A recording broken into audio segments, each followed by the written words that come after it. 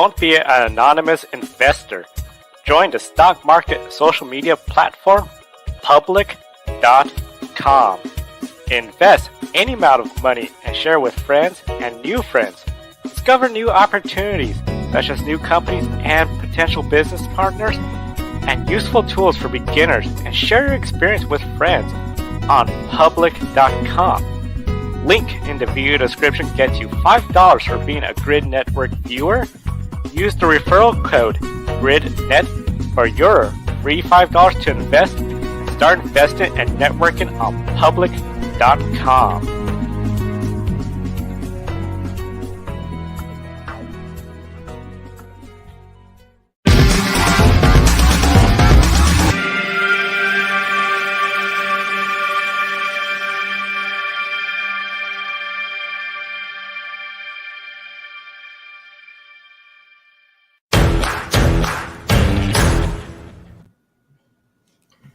Hello, everyone. Welcome back to another episode of Grid Live Encore. I'm Ben Schneider alongside Brandon Crossland and Joshua Birch. Josh, Brandon, how are things going for each of you tonight?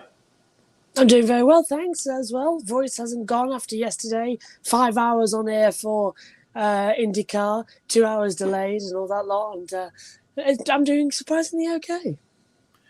Doing well here as well. But the only problem is the headphones did decide to snap a couple of days ago, so Scotch tape is doing the job until something else can be addressed, but just cheeky.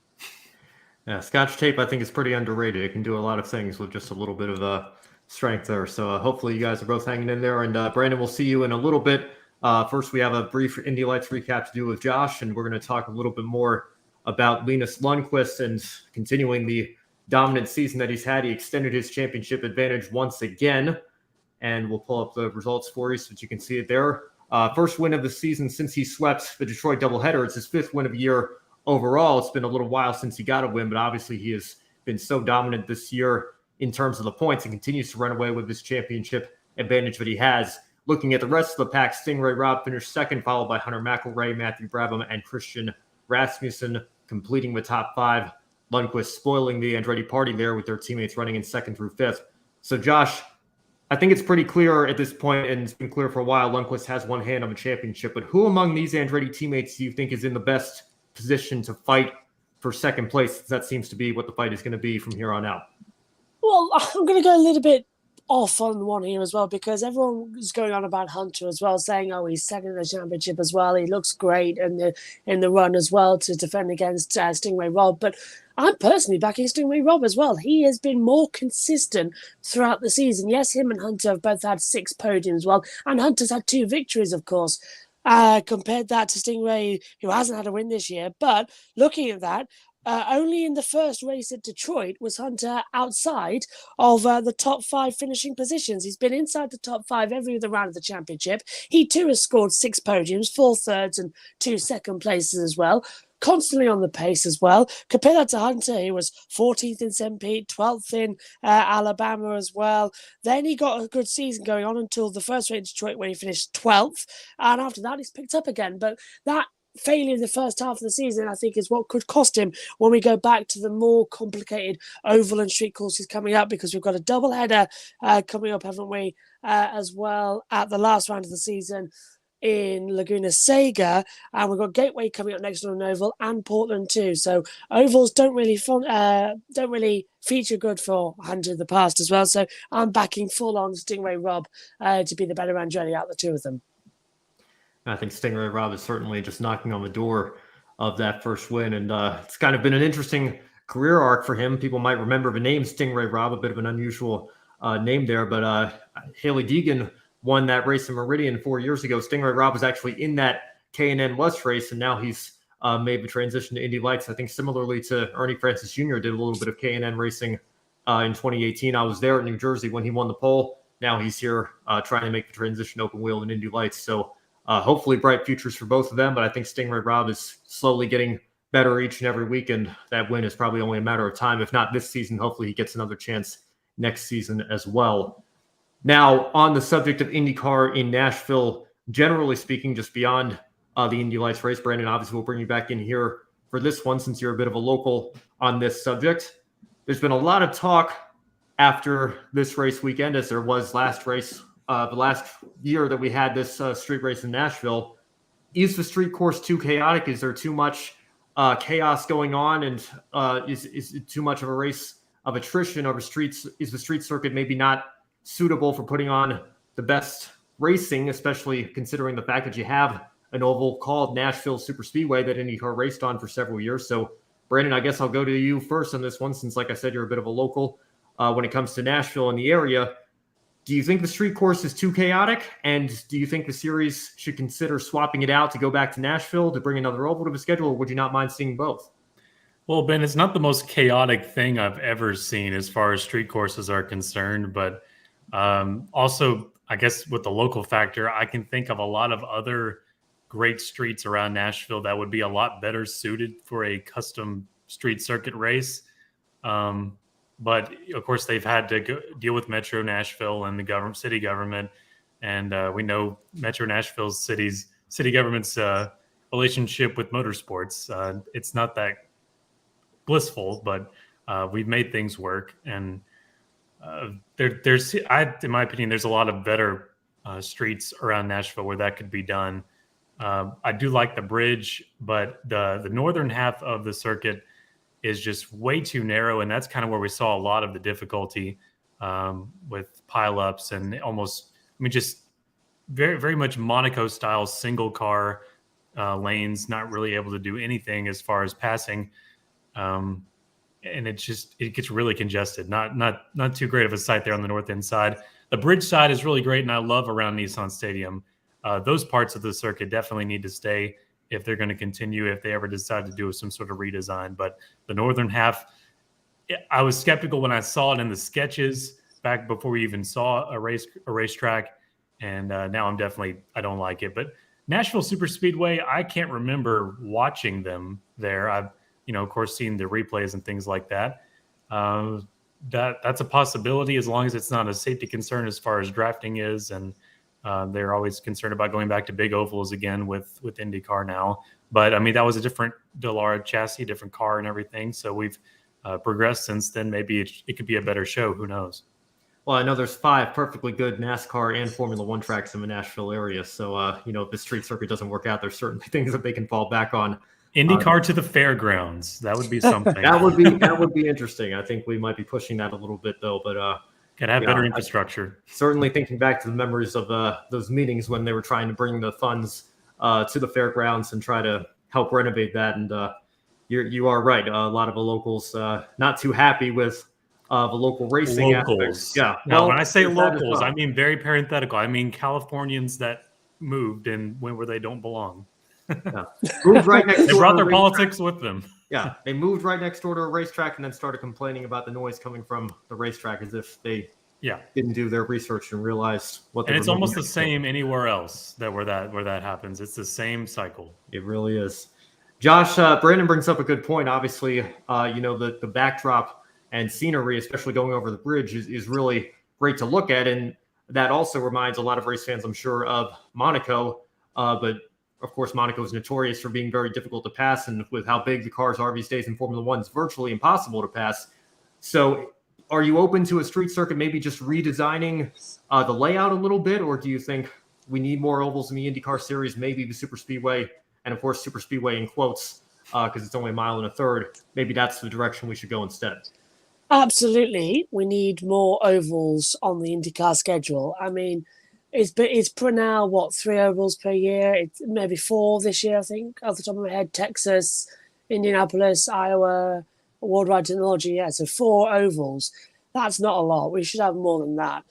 I don't like the fact that this circuit always seems to provide more of crash fest racing as well. And it's literally like we're in a demolition derby as well. Me and Megan as well were talking in the commentary box yesterday along with Matthew Owens and Josh Blaze as well. We were saying when we race here in Nashville, clear your evening. Just have nothing on. Just clear your entire schedule as well. Joe says, same here. People are I'm moving to Portland near the racetrack and they're complaining about it. It's the same over in the UK. Brands Hatch used to be one of the big centre circuits as well. Racing was going on all the time as well. They put a housing estate just right next to the circuit. People moved in, started complaining about the noise, and now we can't race there past 6:30 in the evening as well. So a bunch of boring people as well who move near racetracks as well. It's not nice. But no, I think I would like to see a Nashville Oval race. I think that's quite good. I think there's room that maybe we can alternate between the street circuits and the ovals as well, year on year. But I think we've seen 2 races now that have just gone on way too long, too dangerous, too many crashes.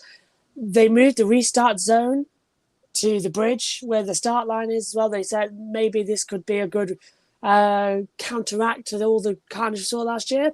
Hasn't happened. I think we had 12 cautions this year. We had 9 last year, and still with a red flag period. So no, it needs to change. Something needs to be done about it because we had 2-hour rain delay. Everyone was tired. Even the drivers were laying in bed. We saw Colton Herta laying in bed. And then we just went into what was a crash fest. And me and Megan left the commentary box, I think, at 1:30 in the morning after doing everything. So it's too much. And that's a race that's scheduled started at 10. So it's too much, way too much. I also don't like the idea that they have to make the start and finish line separate places. Just find one median place to put it and keep it there. That's the nature of all other circuits. I don't like the idea of we start here but we finish here, or we restart here. Okay, it confused me so much in the commentary box this weekend because we got all this information about where the restart zone is on the start line, the finish line. We had the start line and restart zone on the bridge. We had the finish line coming out of turn 11, and then we had the alternate finishing line for qualifying coming out of turn 9. Yeah. That my map in the commentary books has so many lines dashing on it in different coloured pen trying to tell me where everything was. I mean, I still don't know to this day where the control line to start the qualifying lap came from, because I noticed in that the race lap times were about 2-3 seconds longer than we were seeing in the qualifying time. So we're doing 1:14 of qualifying. The race we're doing 1:16. So that's not with fuel load difference. So it's just confusing. It's messy. They've made it very unique and not in all good ways. Yeah.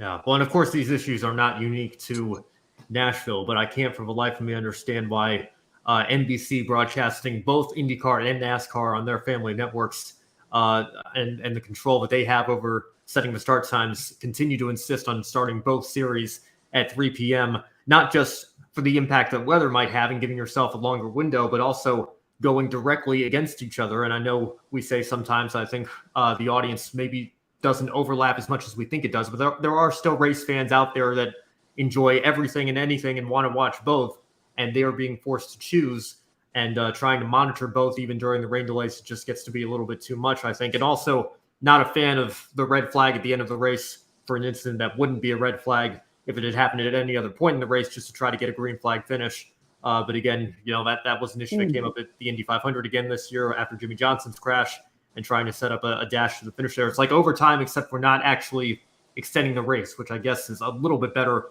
but it's still the principle, the idea that crash would not have been a red flag in a normal situation, yet they bring it out to try to get a green flag finish. So more issues there to think about, but again, not just unique to the Nashville circuit. We have a comment and a question here from our own Joe Samaniego. I like IndyCar in Nashville. It appears the course is near downtown, but far enough to not be a big traffic impact. And then he asks Hugh Brandon, is that an accurate observation? Unfortunately not. No, it's still pretty close to downtown. And it's also one of the main entrances into downtown. It's completely shut off. I-24 right there is just completely a no-fly zone. Absolutely not. Well, go ahead, Josh. So, Brandon, where would you put it then, the circuit? If we keep it on the streets as well, what part of the town would you say, let's race here? That would be a good opportunity. I don't know. Like, whenever I first heard that they were going to bring it to Nashville, I was thinking, great, we're going to have something like really in the heart of downtown. But, of course, that's unrealistic. I really love the bridge idea. I just wish they could keep it while also moving it to a different side of the city, which I don't think is possible. Is there a way that we could stop going on both sides of the bridge? Because that tight section as well, where we saw the crash yesterday, can we just go on one side of the bridge and then go further off into the city? Or does it have to loop back around on itself? because of the Yeah. way it is. If they went further into the city, they'd end up on Broadway probably, and that's definitely a problem. Yeah. Dolly Parton might have a bit of something to say about that, to be fair. Yeah, well, I think going over the bridge, it would be hard for me to see how that doesn't disrupt traffic and the locals a little bit there. So it's always a trade-off. Anytime you're trying to set a street race up, you have to do it in a way that doesn't disrupt things too much, so that you are still bringing the race to the fans, so that they don't have to come out to the racetrack. But at the same time, is it worth the trade-off for the disruption? I mean, any disruption is like to say that we're going to cause no disruption at all. That's an unrealistic expectation for any street race, I think. But there are ways that we can try to work around that and minimize that. So as cool as it is to have a street circuit that goes over and back on a bridge like that, and the scenery that provides, maybe there's another layout that wouldn't be as disruptive, that might even put on better racing as well, that we could consider looking at. But of course, I think we should all defer to you, Brandon, since you know the area a little bit better than all of us. I mean, it would be cool to see them go over two bridges, the bridge to there and then go around and go around the other bridge back. But the downside to that is, well, then there's no way into downtown from that whole south side. So it's a no for me, dog. As a side note here, I was just thinking, what actually is the best street circuit on any calendar that has got good accessibility for fans, good viewing point of view? Everyone would automatically say, oh, well, Monaco, because you basically race around the city. But and what about where it creates less disruption, it's got great vantage points and goes past historical sites? I've got to say, I think it's Singapore in Marina Bay as well. You go past the Marina Bay itself, you go past Raffles Boulevard, you go past the hotel as well. You've got some great historical sites in Singapore, and it's in the centre of the city. I think that is, the best street circuit in any calendar. I can't think of another one. Many people say Long Beach, but Long Beach is quite like shoved to the side, isn't it? Whereas Singapore's quite sort of bang in the city centres area. I can't think of it. I think it'll be replaced next year, though, by Las Vegas, because we're going to be on the Strip itself. So, well, Long Beach has the prestige there. I think after the Indy 500, it's probably the number 2 biggest race of the year for the IndyCar Series that everybody wants to win. That has a history behind it, so that certainly doesn't hurt that case that that street race would have. And Singapore being under the lights as well, I think from a scenery perspective, I always enjoy the night races, particularly in Formula One, because that's still a relatively new innovation. As dreadful as some people claim the Abu Dhabi circuit is, that Yas Marina circuit, when it's lit up all at night, is quite beautiful to look at, even if the racing doesn't necessarily live up to that.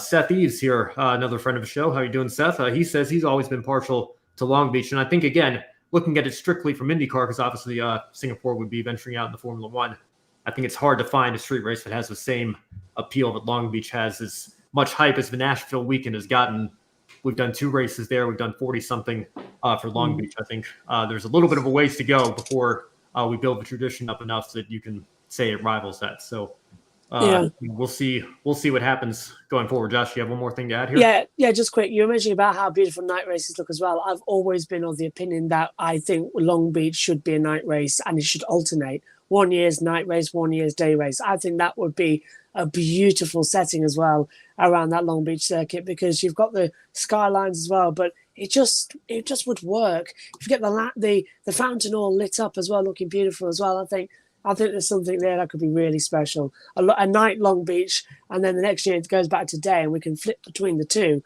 year on year. I think that would be just spot on, perfect.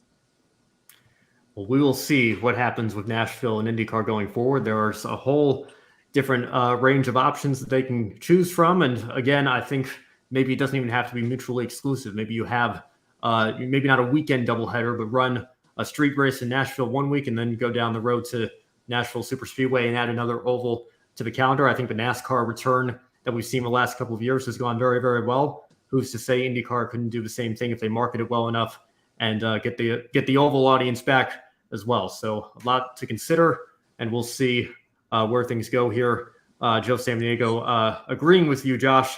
Long Beach Saturday night, he would love that idea as well. So again, who would have thought we'd be doing this Nashville race just a couple years ago? I think Long Beach at night, that's an interesting idea. Obviously, there's a lot of logistics that would have to go into it, but we'll see what happens down the road.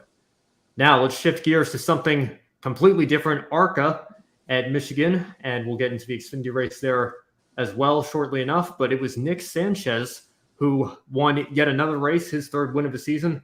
He takes the points lead from his Rev Racing teammate Rajah Caruth, who finished down in 6th. Daniel Dye, the third championship contender, finished in 3rd place behind Corey Heim.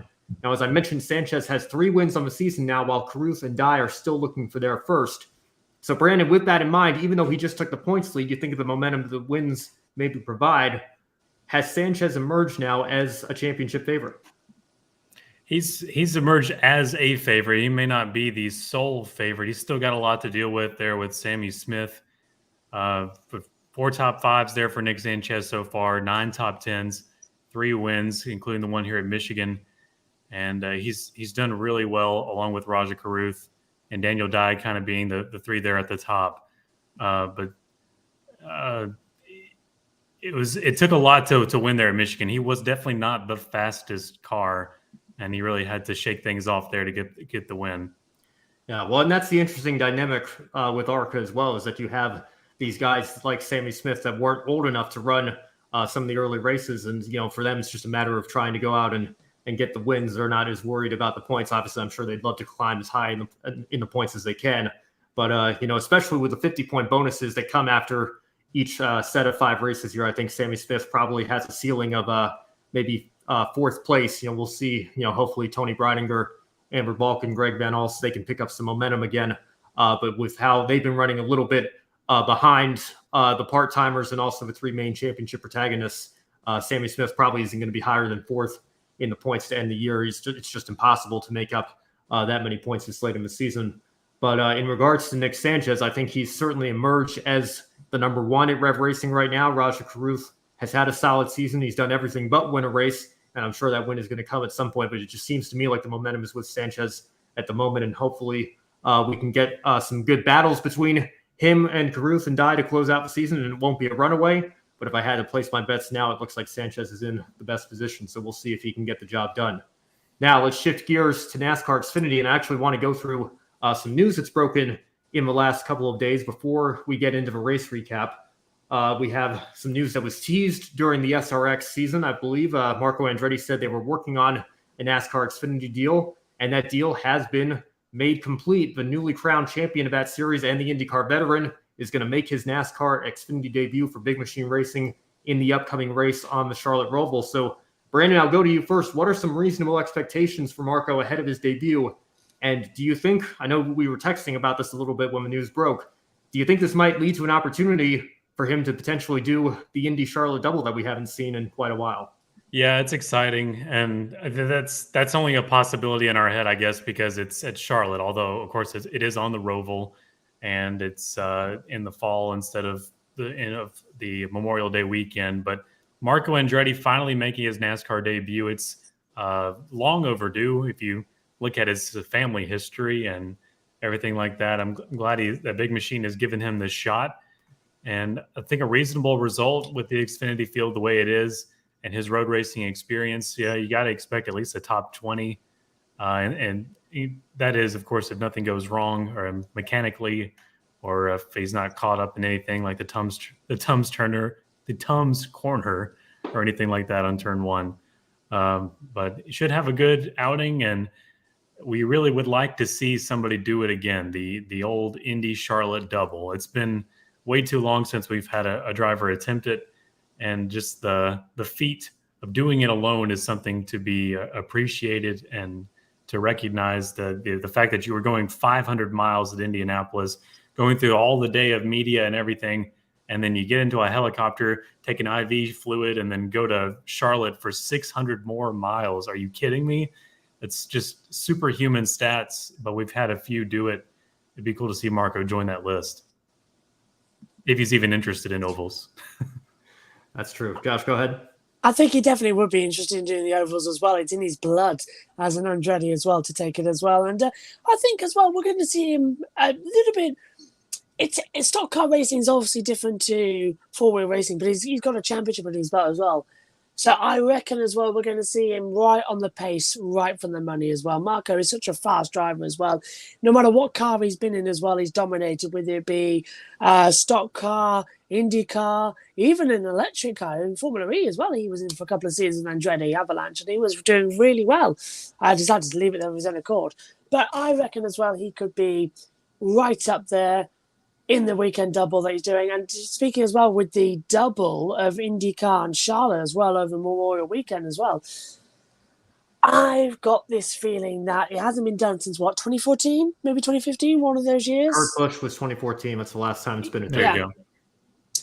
I reckon it could be done. But what we've been seeing with IndyCar recently as well is that if we're in the last couple of laps, we get a red flag and it goes back out again, the amount of cautions it could take. So it nearly caught Busch out, didn't it, in 2014 when the race got stopped just before Montoya won again. And he was looking at his watch anxious because he needed to get straight out there to get to Charlotte. I think he just about made it, didn't he?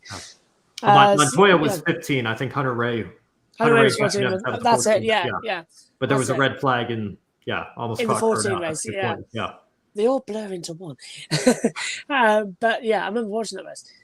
So I reckon he could do it, but he's got to be planning bang on exactly what time you're going to be out there, what time you've got to be there as well. And personally, I don't think I could do it. I get stressed commentating in the commentary box with a massive weekend. I have lists as long as my arm about where I am from minute to minute.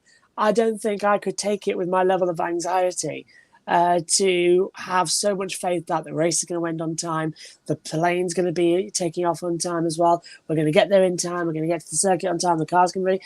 It's just too much stress. It's fun to do, but it's too much stress. But it's an option for him, and I think he could do it. But I think we're going to see him do very well in his upcoming debut as well in the Cup, so I'm looking forward to it. Yeah, well, we've got to remember, it's not like Marco's an F1 driver who's never been on an oval before. He nearly won the Indianapolis 500 as a teenager and obviously has years of experience racing on ovals in the IndyCar series. So I think he would be much more open to running a NASCAR race on an oval than maybe a Formula One driver. Like, we'll see if Kimi Räikkönen, of course, he ran the oval 11 years ago when he came over, but also, Daniel Kvyat coming over now. And just, he sounds like he's very serious about his NASCAR career, testing a late model of Hickory for crying out loud. I think that shows how serious he is. But I think the learning curve for those two might be a little bit steeper. Not to say it wouldn't be steep for Marco because the cars are so different. But as somebody who's been on ovals several times before and has had success on the ovals as well, of course, one of Marco's 2 IndyCar wins came at Iowa. I think that transition might be a little bit more reasonable for him to get up to speed a little bit sooner. And we could potentially see, with this being the one IndyCar race that he continues to do every year, we'll see how long he continues to do that. But to run the Indy 500 Coke 600 double and to have a name like Andretti doing it, I think that could be great for both series, great publicity for Marco himself, of course. And like you were saying, Brandon, it's been far too long with Kurt Busch being the last one. We need somebody to step up and do it again. I've been waiting for one of the Penske drivers to do it, like Will Power or somebody like that. I think, now that Ganassi is out of NASCAR, Penske's the team that would make the most sense since they have cars in both series. But, Marco might be another opportunity as well. So we'll just have to wait and see. Yeah, as great as it is, that was kind of major speculation on my part because, it is just a Charlotte Oval after all in the Xfinity Series. We're not kind of stepping over a lot of leaps and bounds to get him in a Cup car at the Coke 600, but we'll have to see. Yeah, I think he'll go there. Yeah. I think he'll end up there. If he does well in the Xfinity Series, a top driver like that, they'll find him a seat, probably with the Project 91, is it? 91? I can't remember which one it is. But the same thing with the Räikkönen could be in there. They can shove him in there for a race or two. And it's just IndyCar and NASCAR like doing the big ones, don't they? I think that's a nice, big, juicy story coming into it. And about the Penskes as well, I see Scotty Mack. He could be an option to do the double as well because I think he's got racing experience with stock cars as well over in Australia. So he could do something very good there, and I think he'll adjust quite nicely if he wants to do a double.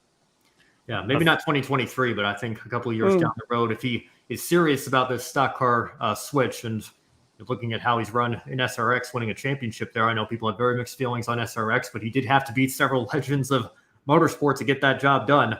I think, if Marco's serious about this, he could really put a good effort forward, and you could see him in a Cup car in a few years' time, at least on a part-time basis, and maybe run that double as well. And Adam asking the same question here. Could we see somebody do it in the next handful of years? I think we're already kind of on that conversation, but Brandon, do you have any other ideas? Yeah, I had a wacky prediction just for the future. Just say Trackhouse does a third car for a one-off. They make it number 98 for Marco. Yeah. That's good. That's how. Yeah, maybe rename it Project 98 just for that weekend, and let Marco have both numbers there. That would be a cool, fitting way to tie it all in. I think it could work, couldn't it? Because then you could put the 8 and then you could put the 1 sort of directly down the centre, but minimise it a little bit, so kind of gets that sort of worldy look effect that you see on things. I think that could look quite good. So look, we should be in charge, guys. So I keep saying we should be in charge. We can put this motorsport world to right in a day. Yeah, I think the number should be available, right? I know the Stewart-Haas Xfinity team uses it, but I don't think anybody's got that number on reserve in the Cup Series. Not in Cup currently, no. Yeah. Seth Eves saying the dream is Larson, and I think, unfortunately, that is probably just a dream. And it's sale. I think, I don't know if Rick Hendrick would be one of the owners that you would go to that would be open to that.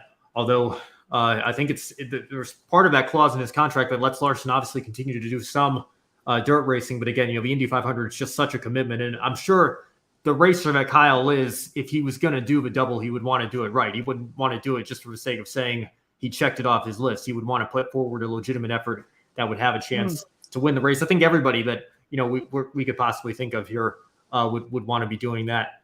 And in order to, I just remember, Jimmy Johnson was on the NBC broadcast during the doubleheader at Indianapolis. They were interviewing him, and he was being asked, "What drivers do you think could do this?" And he mentioned it has to be somebody who would be willing to make the commitment, because I think even he's admitted, especially on the road or street courses, to try to make this transition in your mid-40s is very, very difficult.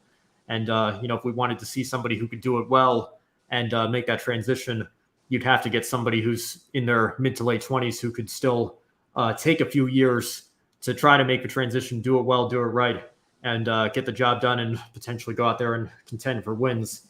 And Adam, as well, mentioning Scotty Mack doing the double, that could be an interesting idea as well. But again, Penske has typically been pretty strict about letting their drivers go off and do other things in the middle of the season. So, I think, again, logistically, it wouldn't be too much of a problem considering they have teams in both series, but there is the hurdle of getting approval and also finding sponsorships. So those things do not come super easily. We'd have to take all of that into consideration when thinking about who might be a candidate to run the double again. Well, just before we go off, I've got the stats. I've Sure, what you've been saying as well. Best driver to do it, Tony Stewart, 2001. Chip Ganassi Racing, he finished 6th in the 500, and the Coca-Cola 600 for Joe Gibbs Racing, he finished 3rd across the board as well. He's the best one to do it in history as well. So everything could be better, to be fair. Let's see what could be done. And I can't see anybody else on the stats has improved it. John Andretti's done it, David Jones, Robbie Gordon, Tony Stewart, Robbie Gordon again, Tony Stewart again, Robbie Gordon again, in 2002, 3 and 4, and Kurt Busch in 2015. So 1, 2, 3, 4, 5 drivers have done it in history. That's a great trivia question. Yeah, that is actually, yeah. Mm-hmm. And a motorsport quiz. Yeah, and I believe Tony is the only one to actually complete all 1,100 miles out of everybody that's done both races. I think Kurt was probably on track to do it in 2014, but his engine let go in the 600 through no fault of his own, coming up short there. But he had a great run at Indianapolis. So 6 that year, he did all 200 laps, and he did 271 of the 600 mile race and was 40th overall. But yeah, you are right. Tony Stewart is the only one to finish both races on the same day. So that's what, 1,100 miles. That's right. He must have woken up with arms the size of Popeye Monday morning. My goodness. Yeah. A very fantastic effort from Tony. They're still the best to ever do it. But, I think that the best you could possibly do is go out and win both races. As unlikely as that might be, there's always room for improvement. And, we'll see. I think it would take a talent like Seth was mentioning there. Kyle Larson is maybe somebody who you could think of and see going out to do that, or maybe a Kyle Busch as well, who almost had a deal put together a few years ago. But again, there's so much that has to go into it. It has to be so precisely planned that it's difficult to even get the attempt off, let alone talk about somebody who could win both races. So again, there's all sorts of fantasy dream picks that we could put together, but in terms of getting it all done, we'll just have to wait and see. And one more thing before we stop, like I can't imagine winning the Indianapolis 500 and then having to leave immediately. I think at that point I'd be like, you know what, call it off. Are they allowed to leave? Because they've got all that media duty to do as well. I mean, we saw Marcus Ericsson, he was still in his fire suit 24 hours after the end of the race, and he stunk. I mean, I would hope that they could make an exception or maybe have NASCAR on standby because, I mean, just like I said, just attempting the double is so rare in and of itself. Mm-hmm.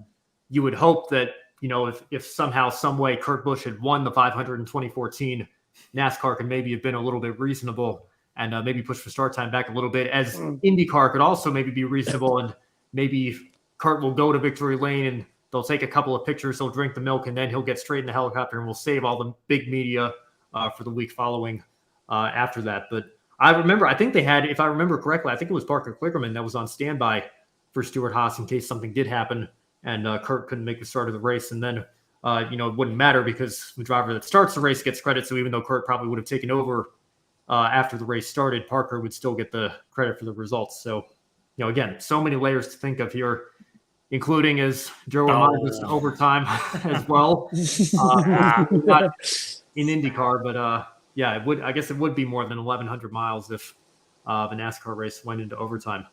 And we're talking about Tony Stewart as well. Josh, I just got your text, and I think Kobe put this in our Grid group chat as well. It looks like Tony is teasing an announcement. He's got his 2011 championship-winning Office Depot number 14 car with, of course, Chevrolet manufacturer at the time, and he's tagged NASCAR, IndyCar, SRX, and World of Outlaws Sprint in this tweet, teasing a major announcement tomorrow. So we, of course, the Grid Network, will keep our eyes peeled for that. Guys, I don't want to speculate too much, but just real quickly before we move on, do you have any predictions as to what Tony might be teasing here?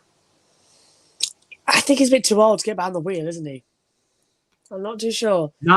Maybe not beyond a one-off. I'm sure it's not a full-time return in anything beyond like an SRX or something like that. But he's a team owner now as well. Maybe the cars are going back to Chevy. That's a legendary partnership. He's not currently with the Chevys, is he, at the moment? Ford. So that could be something. Yeah, Ford. So I can't think why it wouldn't be anything other, because if the Chevrolet is pretty much in that photograph right in the front there and he's pushing it, and that looks like a modern photo that's just been taken of Tony as well. But saying that, he does look a bit pumped, doesn't he, in the arms as well, like he's been in the gym. So, and again, he has got a bit of a double chin like me at the moment. So I'm looking forward to that. I reckon that's the team switching to Chevys with a similar livery. So wouldn't this be for Stewart-Haas, Chevy to Ford, back to Chevy? That would be, if that's what this is. Yeah. We always get we see major announcement and we get so excited, and then it's just, we've brought so-and-so on as a sponsor or as a partner here. So I wonder if this is like Office Depot coming back or something, and it might be a little bit of a letdown here. But it is interesting that he's tagged 4 different series here. And, who knows what he might be planning. I know in 2020 he was intending to run the Xfinity race at the Indy Road Course. Of course, the pandemic kind of messed those plans up. But maybe it's a one-off Xfinity return. Maybe it's a return to Chevrolet. Maybe Office Depot's coming back. Maybe it has something to do with these different series that he's tagged. But again, it's kind of hard to speculate too much here. But you see a lot of different clues and hashtags thrown in here.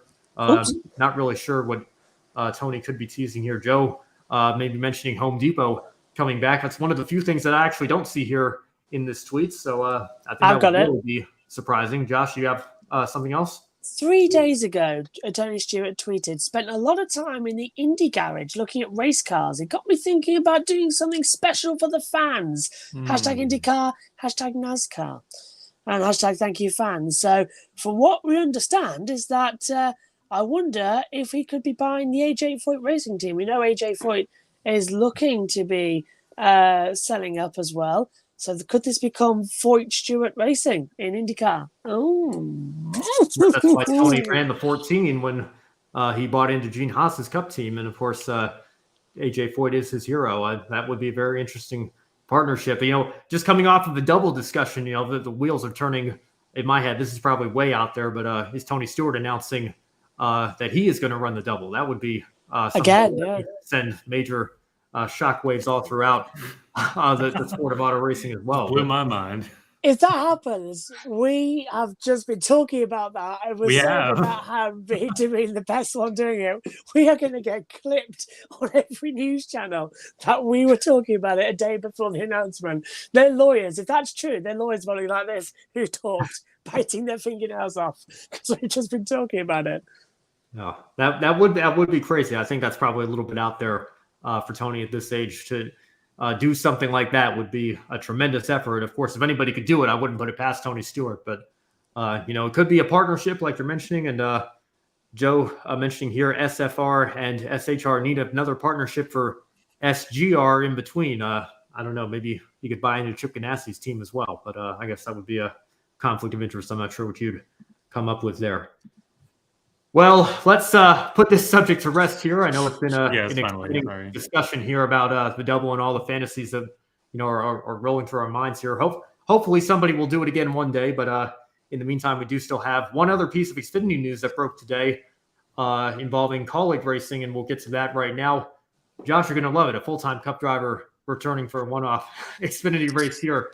It's a Cup rookie this time, Justin Haley, who, of course, is colleague racing's longest tenured driver. The team announced today they will enter a fourth Xfinity car at Daytona later this month for Haley. Haley is going to be going for his third win in a row at the summer Daytona Xfinity race. Josh is walking off the set. Brandon, we'll go to you on this one here. When we look at colleagues' strength on the super speedways in recent years, and like we mentioned, Justin Haley's been a huge part of that. You look at them now having a fourth car in the field. It's going to be the number 14. Does that make them even tougher to beat when you look at predicting this Xfinity race at Daytona later this month? It should, because this really, I think their idea behind this, I've been thinking about it, is possibly to line themselves up to have an equal amount of drafting power to match up with Junior Motorsports, which is probably going to be the team to beat if it weren't for Colleague. So Colleague is already really great with their super speedway package. And they have dominated here at Daytona the past few times, but they're the last step to that puzzle, I guess, is to have the same amount of manpower as Junior Motorsports does. That might just be what this is all about, just having more numbers, and also if they have a more fuller presence. If one of them is to crash out, they'll still have more colleague cars remaining in contention to win. Yeah, it does leave you a little bit bigger of a margin for error, and to take up even more space on the racetrack with another one of your cars, another drafting partner for each of your three full-time drivers. And I think we don't win. Don't win. Just saying, Josh has left the building here. Josh, I'd let you off for this question here just to try to keep your blood pressure down. You still walked off the set, so I know you're going to be watching with great excitement and anticipation here as this Cup rookie returns to the Xfinity Series in this grand return for Colleague, and we'll see if that helps their efforts even more later this month. You have one quick thing to add here? Yeah, no problem with going back if they're there to support the team. But if Justin Haley goes up front and wins the race, I'm out. If they're there to support the drivers, then yes, but let them win. Let the Wookiee win. He made a fair move. Yeah. Screaming about it won't help you. Oh man, I got to tell you, I think from a racing perspective, obviously a driver, it's very unlikely that he would pull over. Obviously, if he's in position, he's got somebody pushing him. I think he's going to go on and win the race. But certainly, Colleague running this fourth one-off number 14 entry, it doesn't really do them much good in the championship if that car wins the race. Whereas there are three full-time cars and three full-time drivers, especially in this era where winning means more than anything in the playoffs and everything. Obviously, they want to be going for wins. They want to be going for points.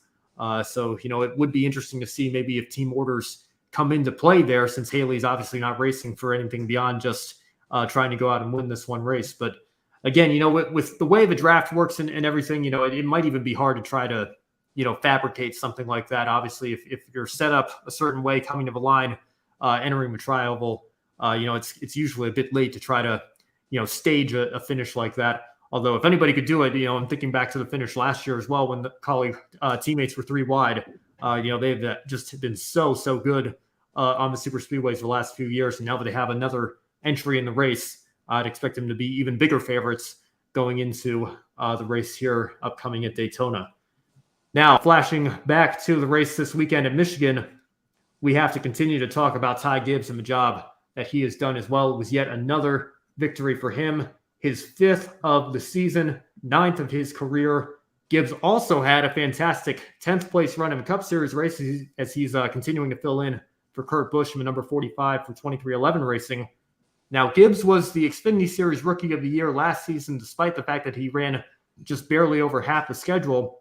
He also obviously is very much in the championship picture this season. So, Josh, I'll go to you first in this one. We talk all the time about drivers not wanting to rush up the ladder, but you look at somebody like Ty Gibbs, the speed that he's shown so quickly, all the things that he already has in his resume, and going out and getting a top 10 in a Cup race. Do you think he's already ready for Cup, and would Toyota even be able to open up a seat for him? He's ready. We were umming and ahhing at the start of the year whether he was or not. Now he's got a couple of races because Kurt Busch is injured in that car as well. 10th place finish. Yeah, he's ready. Ty Gibbs has been so impressive this season as well, and I'm loving seeing him race. I'm loving his etiquette of racing, I'm loving the driving, I'm loving everything. And in terms of seats available, we already know that Kurt Busch is pretty much confirmed that 2023 is going to be his last year. That means 2024 is likely to be Ty Gibbs, but that's still another season in the Xfinity as well. Personally, I know Kurt Busch is like saying, well, I've got to be careful as well. The doctor's saying, well, it could take a while, because he's got that head injury as well.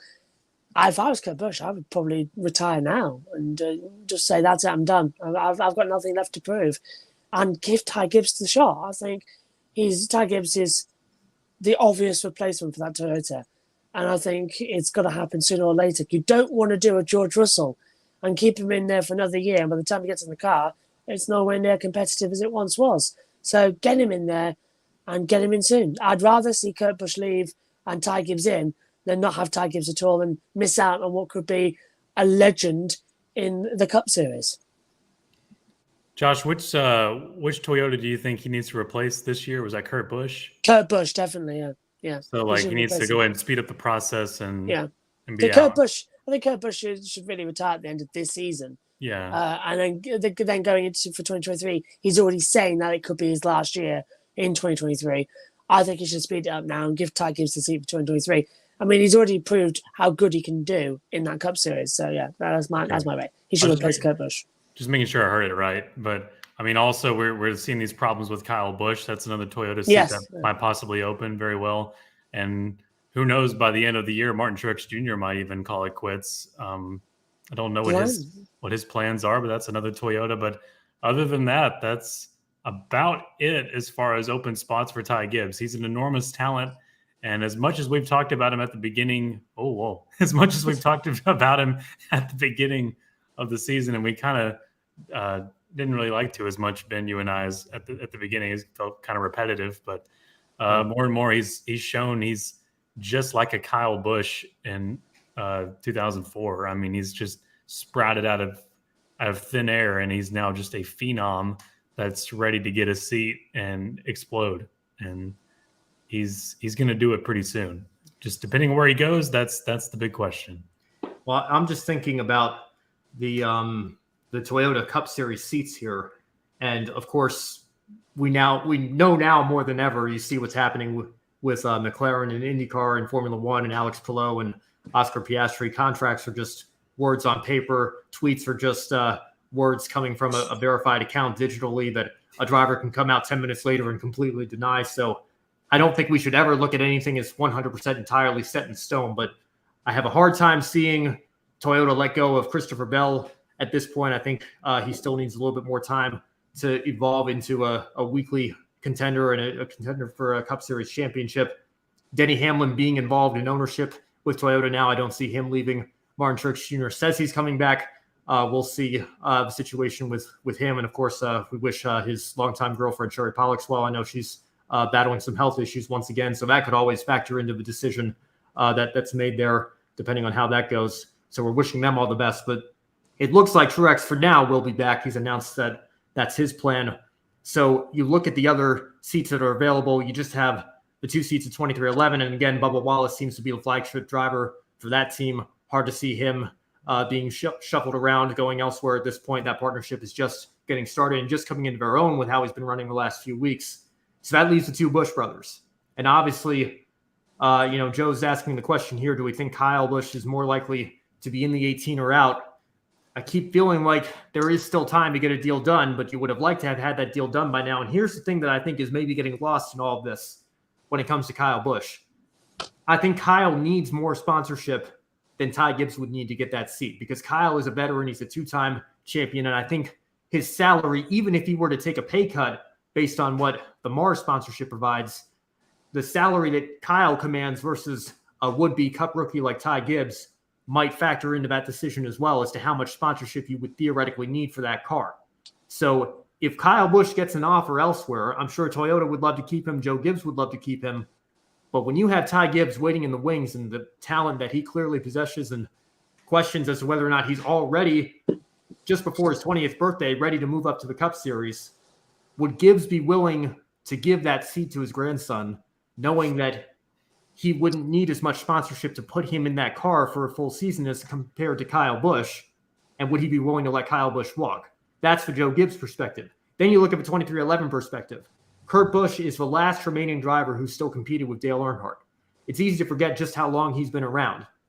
And we know that he probably only has 1 or 2 years left at most, and that's always kind of been the idea going into this deal with 2311 Racing. Tyler Reddick's going to be coming into the team in 2024. It's unclear as to whether or not he would take Kurt's seat or they would expand to a 3-car team.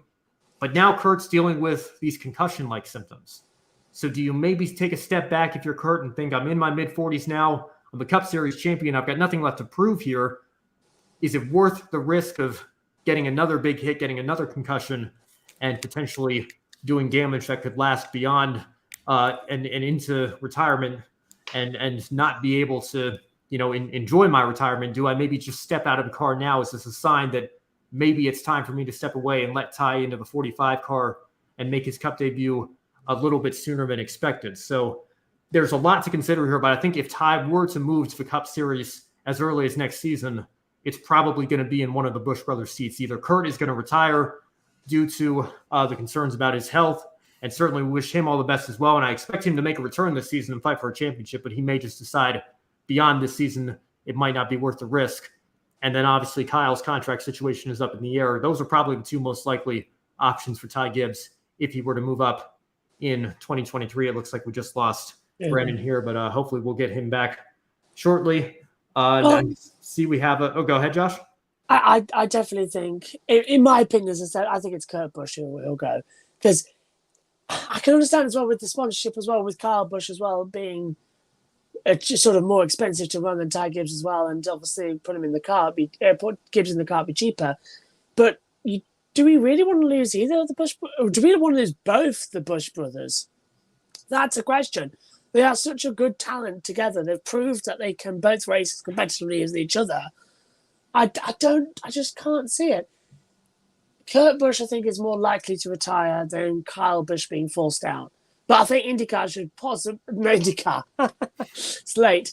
I think NASCAR should definitely start to consider the fact that possibly as early as next year, neither Busch brother will be there. And that's an interesting thought.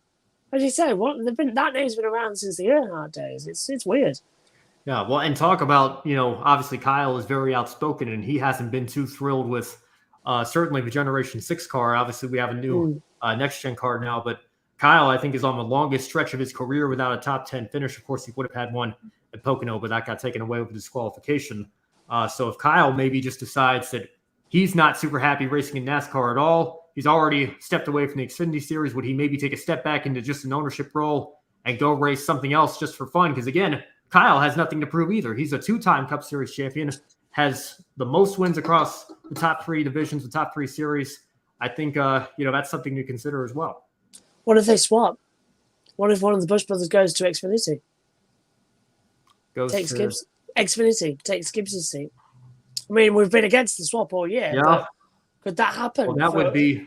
I got to say, I think if Kyle's going to take a step into one of those series, I would like to maybe see him run for a truck championship so that he could have all 3 championships there. I wouldn't have as much of a problem if that was like Kyle Busch's, intention to race for the Truck Series championship rather than just going around and stealing wins 5 times a year. If Kyle's racing for a truck championship in his own truck, then okay, let's see if he can get the Triple Crown of NASCAR national championships, if you will. But I don't see him returning to Xfinity on a full-time basis. I think that's probably off the table. All right, let's have this then that Ty Gibbs replaces Kyle Busch. Kyle Busch goes to the Truck Series. Who from the Truck Series do we promote into the Xfinity Series?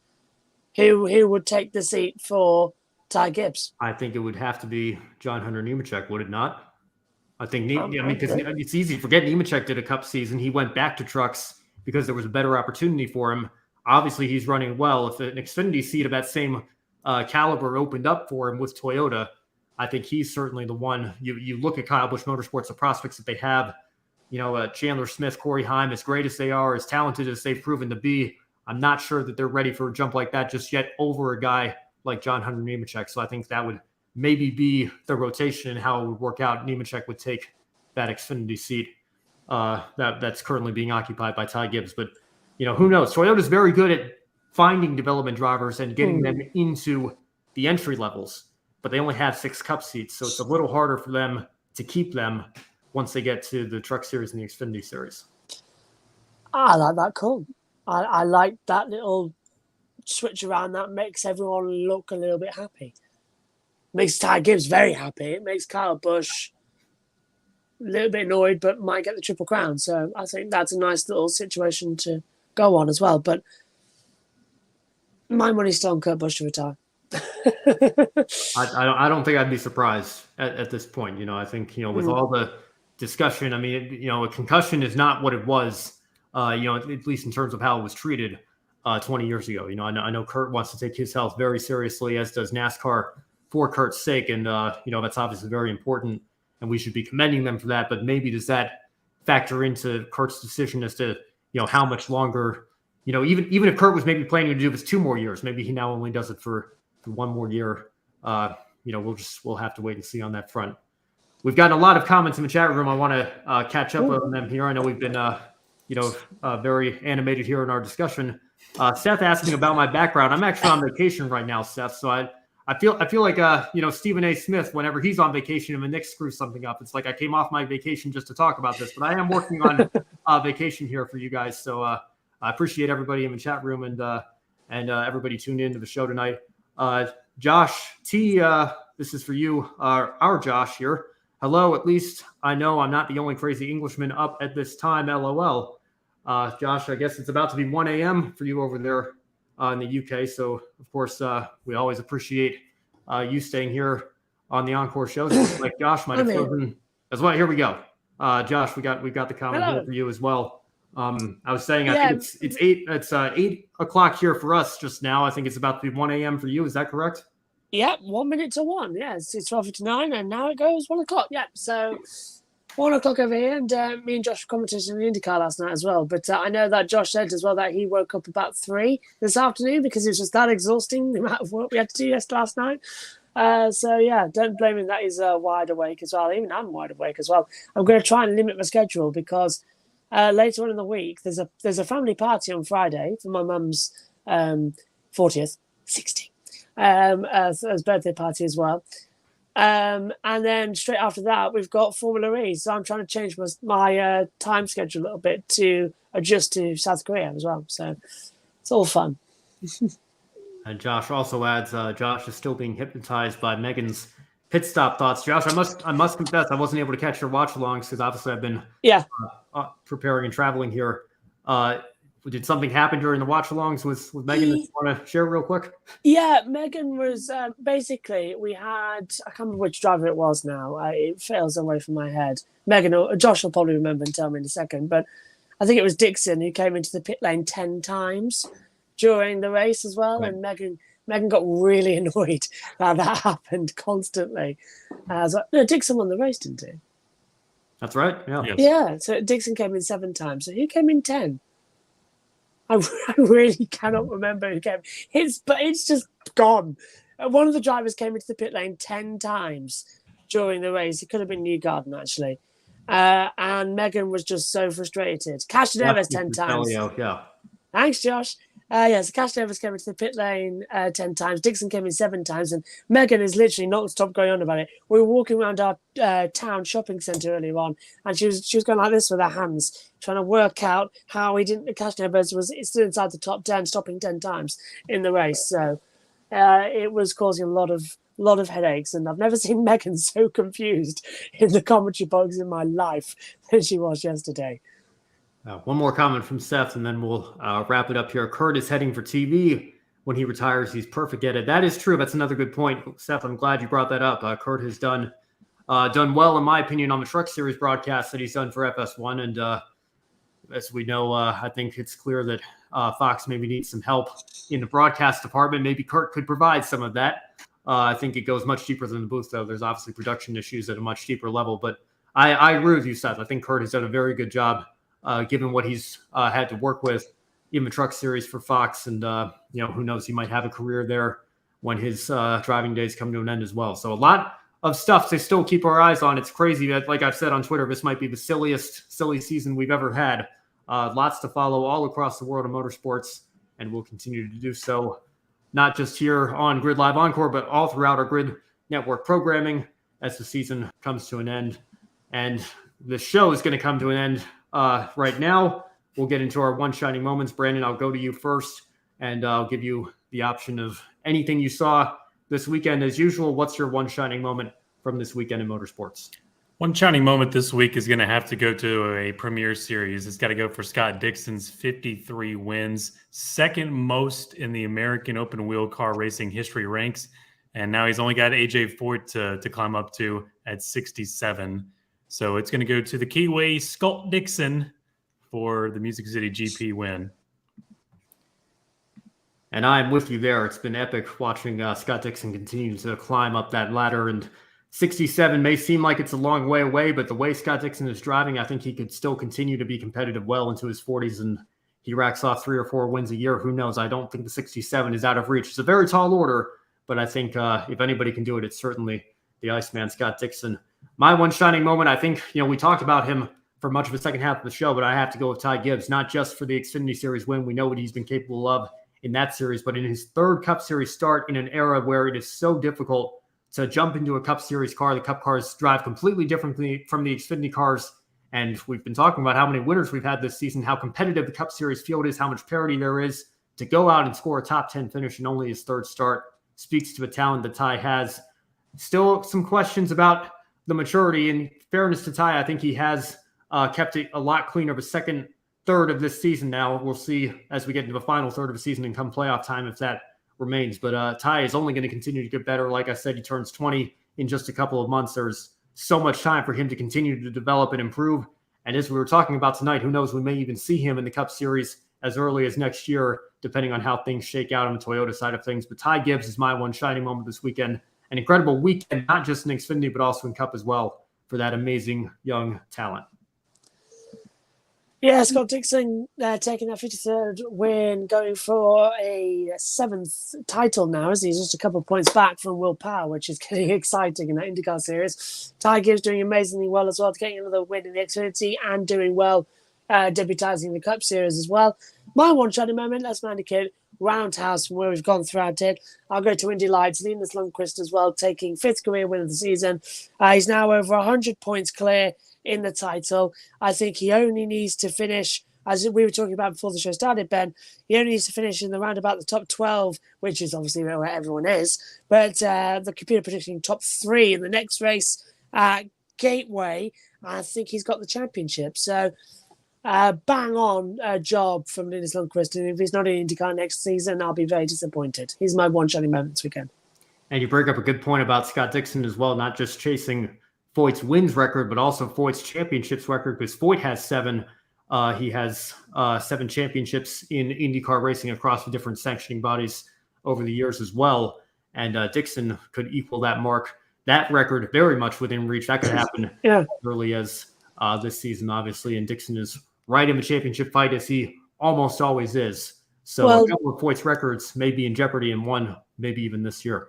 I think Dixon will win this year as well, and then next season he'll overtake AJ Foyt's number of wins, and then Michael Masi will be the race director for the last race and stop him getting an 8th title. It seems to be the way it goes these days. Nobody can get 8. Yeah, well, that's true. I've actually done a video on this myself. You think of NASCAR with Petty, Earnhardt, and Johnson, and Foyt in the IndyCar Series, and now Michael Schumacher, Lewis Hamilton. It's 7 across the board. And I think even, Josh, I know you know more about this than I do. Correct me if I'm wrong, but I know Valentino Rossi, I think he has 9 overall championships, but only 7 are in the Premier class. Is that correct? Yeah, 9 overall titles, but it's only 7 overall, and Marc Marquez is only 8 as well. So, I think Agostini had a crazy amount. I think it was 9, but that was in before the days that we counted MotoGP, and the 500 Championship is the same one. So, I think we're in the situation where Rossi only had 7 official titles on the board. Of course, John Force is laughing at all this because he's got 16 over in the NHRA world, but of course that's completely different. We want to respect him as well as guys like Frank Kimmel with his 10 ARCA championships. But in terms of the grid ranking series that we cover, it does seem like 7 is the number across the board. But we'll see if Scott can tie that this year and maybe even overtake with 8. Like we said, he's always in the championship fight one way or another. So we'll just have to wait and see. And Joe bringing up a good point as well with Rally, an 8-time champion with Sebastian Ogier.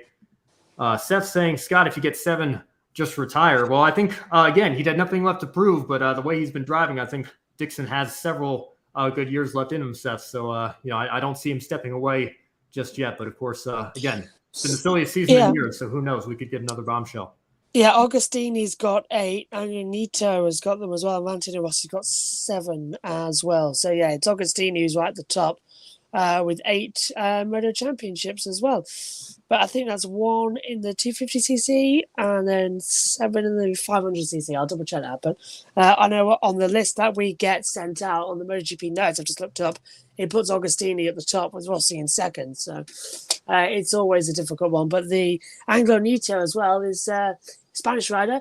The Jerez circuit in Spain, the Jerez de la Fontana track, is the circuit de Anglo Nito Circuito de Jerez as well. So it's a complete mouthful coming through as well. Just kidding, in response to the fact nobody can win 8. No one in the modern day can win 8. And no one in the big cities can win 8. It's ridiculous. And I think Michael Masi's a bit busy with all that anyway, especially now he's gone back to Australia and signing a non-disclosure agreement. I wonder what all that was about as well.